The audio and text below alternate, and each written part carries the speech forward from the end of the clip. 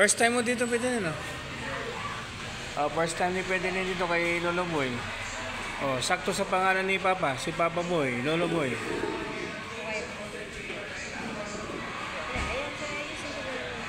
Nag-order na ako. Tatlong rice, isang pancit canton, isang grilled bangus, isang bulalo laman, at saka isang pusit. Ba't hindi ka ng canton? Ayun na nga, meron na. Tsaka tatlong rice.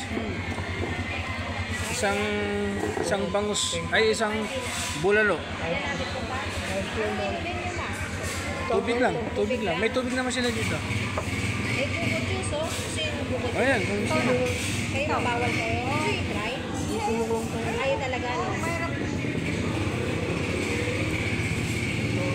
Gusto mo ng ano? Pusit? Ayun na, nag-order na akong pusit. Ha? Ano yun? After.